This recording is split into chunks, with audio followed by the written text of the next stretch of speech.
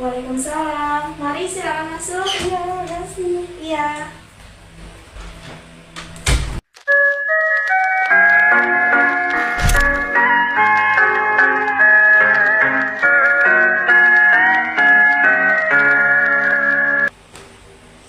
Selamat siang Lia. Terima kasih ya sudah datang ke sini. Bagaimana kabarnya Lia hari ini? Iya kak, selamat siang juga. Alhamdulillah agak sedikit tidak baik. Oh gitu. Oh iya, tadi ke sini aman aja kan? Nggak tersesat? Aman aja kan ketemu rumahnya? Iya kak, alhamdulillah aman aja. Oh, alhamdulillah kalau gitu. Oh iya, ini ada air untuk Aulia minum. Mungkin kita akan banyak berbicara di sini ya kan? Iya kak, makasih. Ya, sama-sama. Sebelumnya, ini benarkah dengan saudari Aulia Ramasari yang sudah buat janji dengan saya kemarin? Iya kak, betul. Nah, sebelumnya saya mau perkenalkan ulang ya. Sini saya Siti Mesara sebagai konselor dalam sesi konseling multikultural ini. Nah, jadi di sini sebelum kita memulai sesi konseling kita, saya akan menjelaskan beberapa asas dalam konseling. Nah, itu tuh ada asas keterbukaan, asas kerahasiaan, dan asas kesukarelaan. Nah, di sini Aulia tidak perlu khawatir ketika Aulia ingin menceritakan apa permasalahan yang Aulia hadapi, karena di sini saya akan menjaga rahasia apa yang Lia ceritakan, baik di dalam maupun di luar studi konseling ini. Nah, dan juga Lia lebih terbuka lagi ya untuk memperlancar sesi konseling ini. Nah, dan juga Lia menceritakan permasalahan Lia secara sukarela. Jadi jika Lia tidak ingin menceritakan beberapa permasalahan Lia, itu tidak apa-apa. Tapi sebaiknya untuk lebih terbuka lagi agar saya mengetahui apa permasalahan Lia yang sedang Lia hadapi. Apakah dapat dipahami atau ada yang ditanyakan? Iya kak. Oke, alhamdulillah kalau begitu.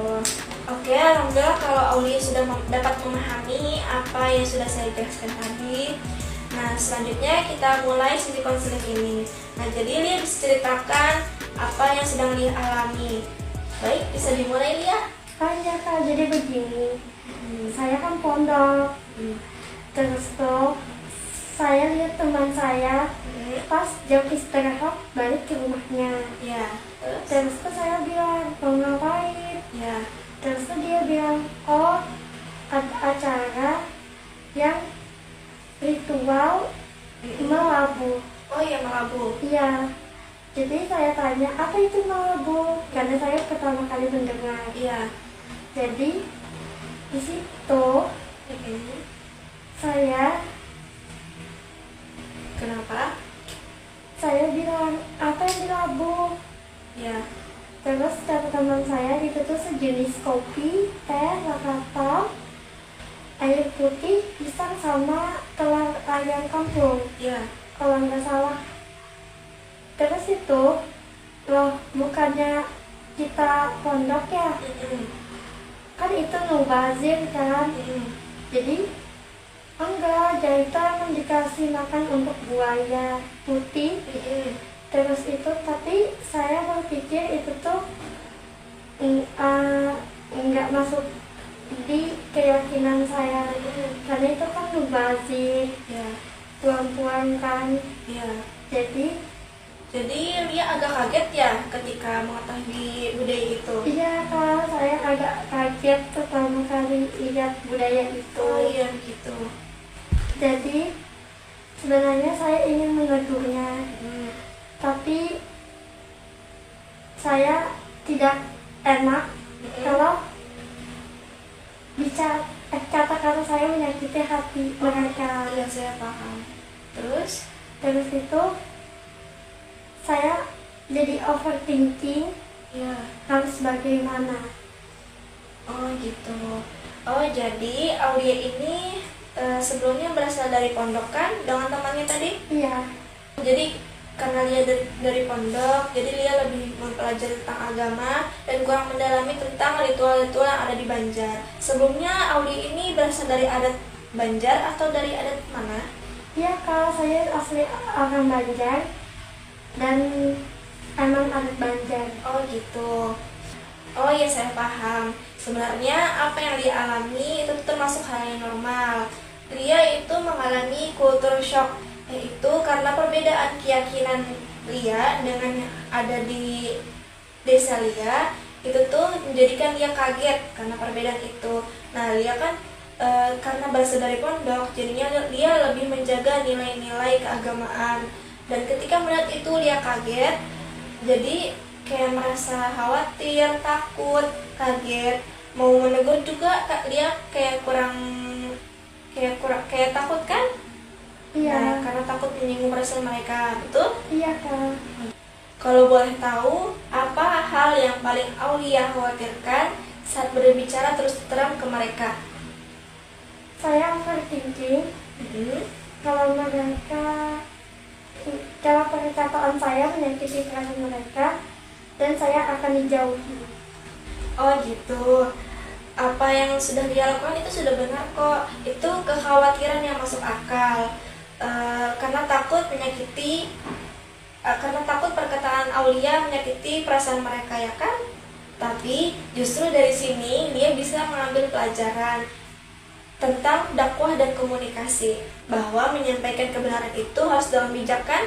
Iya, Apakah Kak. di pondok pernah diajarkan begitu? Iya kak, betul banget. Jadi, Aulia tidak perlu menegur secara langsung. Aulia bisa memulai dengan membangun kedekatan atau pemahaman dengan mereka dulu.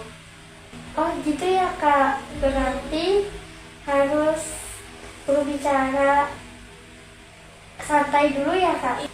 Iya, ngobrol dengan santai, bisa dengan perkataan yang lembut. Contohnya seperti, kenapa sih harus dilakukan ritual ini? Atau juga bisa Lia bertanya kayak, sejak kapan sih ritual ini dilakukan? Gitu. Sambil Aulia memperlihatkan akhlak yang baik. Jadi mereka merasa lebih dihormati, lebih dihargai. Dan Lia nggak perlu takut juga untuk menyinggung perasaan mereka, karena kan Lia menunjukkan perkataan yang baik, akhlak yang baik, begitu. Sehingga peluang untuk berdialog akan terbuka secara lebar. Oh iya ya, mungkin cara saya terlalu overthinking, takut mereka menjauhi saya. Tapi katanya kalau kita tidak menegur, sama saja kita membiarkannya kan? Itu pertanyaan yang bagus. Menyampaikan kebenaran itu penting, tapi cara kita menyampaikan kebenaran itu lebih penting. Islam sendiri pun mengajarkan kalau kita berdakwah itu dengan hikmah dan kelembutan, ya kan? Mungkin Aulia bisa bicara pelan-pelan dulu hingga membangun hubungan baik dengan mereka. Jadi, memungkinkan Lia suatu saat bisa bicara pelan-pelan kepada mereka yang bisa diajak diskusi. Paham kan ya? Paham, jadi nggak perlu langsung gitu ya kak? Iya, nggak perlu langsung negur gitu. Dia bisa bicara lemah lembut dulu, pelan-pelan kita bangun hubungan baik kepada mereka dulu, sampai mereka merasa dihargai dan dihormati. Aulia punya hak untuk tidak setuju, tapi juga penting untuk menghindari konflik agar tidak menyinggung mereka atau bahkan membuat mereka makin jauh dari ajaran-ajaran Islam. Oh iya, dan juga Aulia perlu tahu kan kalau tradisi ini sudah dari turun temurun, sehingga mereka melakukan ini pasti turun temurun juga kan. Nah, ada kemungkinan mereka itu melakukannya karena turun temurun, bukan berarti tahu, tapi kadang mereka juga tidak tahu. Iya sih, iya juga belum pernah mengobrol langsung dengan mereka kenapa mereka melakukannya. Nah, itu bisa menjadi awal baik Aulia. Belajar memahami bukan berarti menyetujui, tapi bisa juga membantu Aulia untuk lebih tenang dalam menyikapi perbedaan. Aulia tetap bisa menjaga prinsip, tapi Aulia juga bisa membuka dialog. Iya kak, iya jadi lebih lega setelah berbicara. Mungkin ia lebih bisa mengobrol santai dulu sama keluarganya sambil pelan-pelan belajar cara menyampaikan pendapat berpendapat tanpa menyinggung perasaan. Nah iya betul, alhamdulillah kalau Aulia sudah dapat memahami apa permasalahan Lia dan juga bagaimana jalan keluar permasalahan Aulia. Nah karena Lia sudah mulai memahami, dan mungkin jika Aulia membutuhkan teman curhat atau membutuhkan beberapa percakapan yang lebih halus untuk berbicara ke mereka, atau Aulia ada pertanyaan yang ingin ditanyakan, mungkin kita bisa melanjutkan di sesi konseling berikutnya. Dan Aulia harus ingat, menjadi berbeda itu bukan hal yang salah, tapi yang terpenting kita bijak dalam mengelolanya. Dapat dimengerti? Iya Kak, terima kasih banyak. Saya jadi lebih lega setelah konsultasinya. Sama-sama Aulia, kakak juga senang bisa membantu Aulia. Semoga konseling kita pada hari ini bisa bermanfaat bagi kita dan orang-orang sekitar. Terima kasih banyak ya Lia sudah mengikuti konseling ini.